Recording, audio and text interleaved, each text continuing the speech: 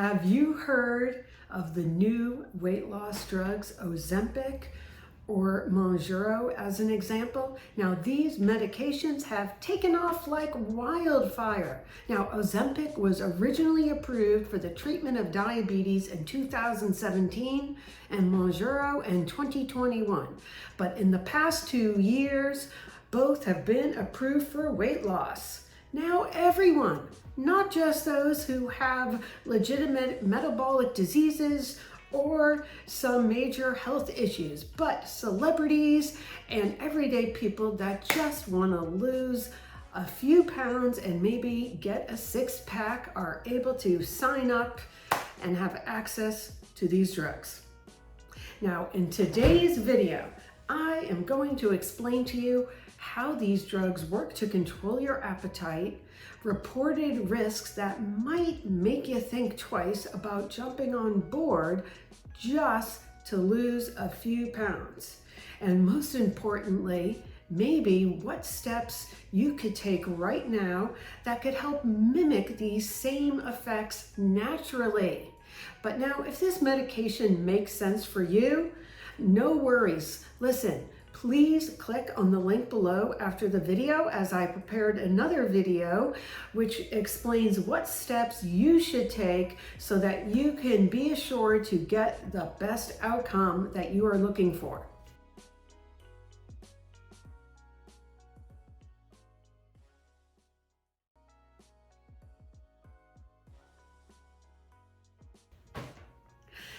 Hi, I'm Bonnie London, and after discovering the solutions to my own weight and health struggles, it is my personal mission to provide you with simple, easy to implement strategies to make sure you maintain your preferred weight, best health, and live the best quality of life you deserve. All right, what are these GLP-1 peptides, or also, they are called the glucagon-like peptide-1. Now, these peptides are a group that are involved with regulating blood sugar levels and promoting insulin release in the body. GLP-1 is secreted by specialized cells in the lining of your intestine in response to food intake and stimulate the release of insulin from your pancreas.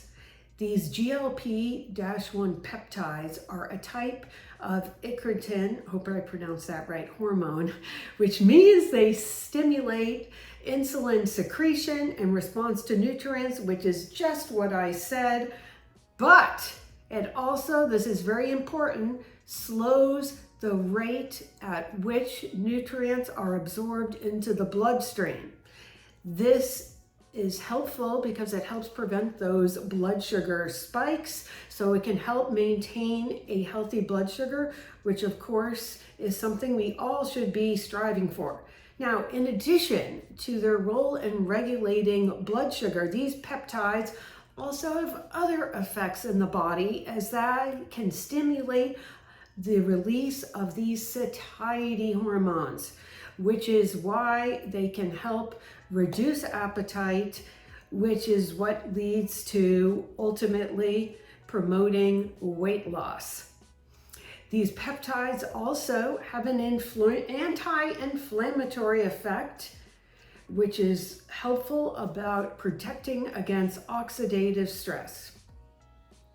Now, these peptides have been the target in many of the several drugs to help originally treat type 2 diabetes.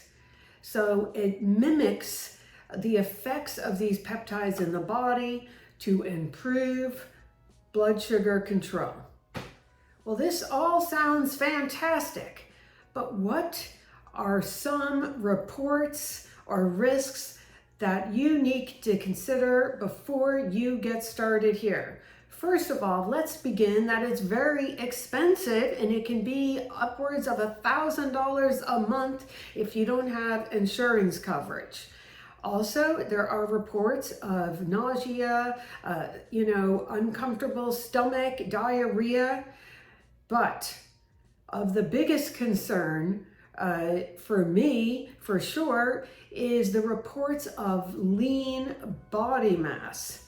And the fact that if people do not come off of the drug appropriately, there is reports also of the rebound appetite and weight gain, that they even gain more weight than where they started.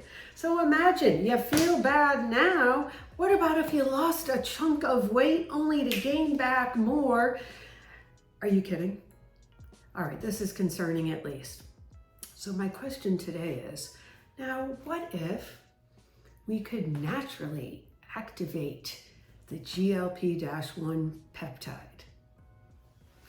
Well, here are my top strategies you can start today without a prescription or needles. Number one on the hit parade, adding in foods with a good amount of fiber, such as, vegetables,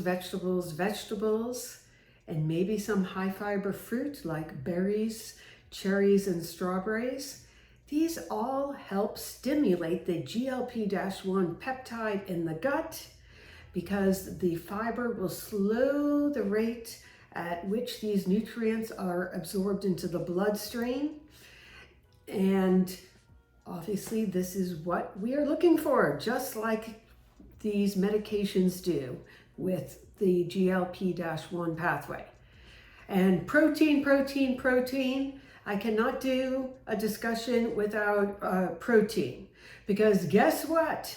Yes, meat, fish, chicken, dairy, and certainly some vegan protein sources can also trigger the release of GLP-1, which means that the food moves a little slower through the digestive system, and it increases the release of this peptide, keeping you satiated for longer, which we know protein is the most satiating of all of the nutrients. So be sure to include it in every meal.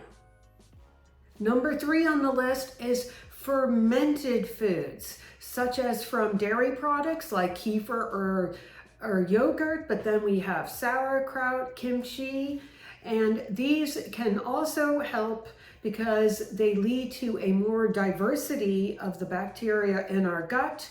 And this also has been shown to help increase the secretion of these GLP-1 peptides naturally. And exercise now is the next one. Now, of course, we should all be doing this anyways, but wouldn't it be interesting to know that if you exercise, particularly after a meal, it's going to stop the flow of blood to the gut and release this peptide GLP-1. So this is going to also help decrease your appetite and help with your goals. Now, in addition to these diet and lifestyle suggestions, there are some supplements and teas that have been shown also to have the stimulating effect of triggering the release of the GLP-1 peptide. Number one of my favorites, because I think it is one of the most researched supplements out there, is berberine. It is a compound found in perhaps the barberry plant or Oregon grape. Very interesting. Okay, and there are a lot of studies how berberine helps with the blood sugar, but it also helps activate this GLP-1 pathway, which maybe is why it improves the metabolism of glucose.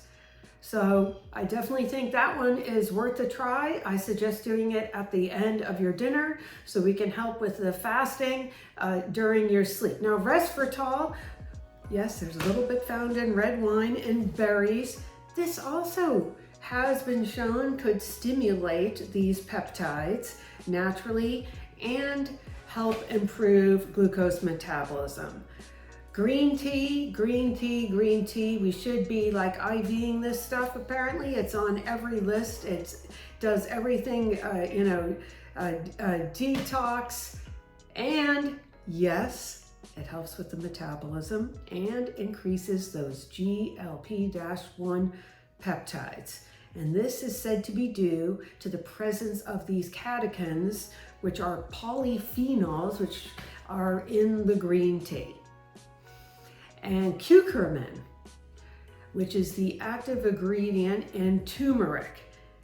Now, there are a bunch of studies as well that this may also help to stimulate the GLP-1 peptide.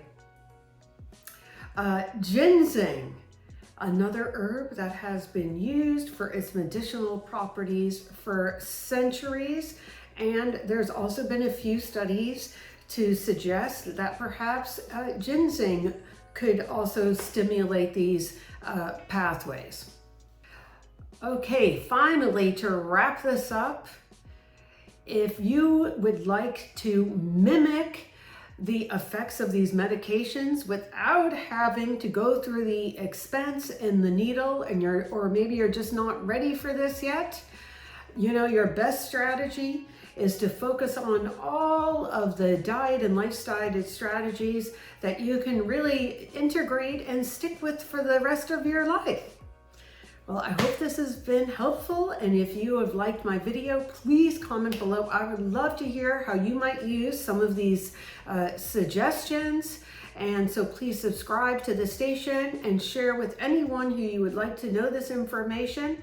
And finally, I have a link below for any of you who struggle with one thing that keeps you from achieving your weight and health goals: cravings. So I have a free cheat sheet handout to explain to you about cravings, what to do about them, and what to do instead.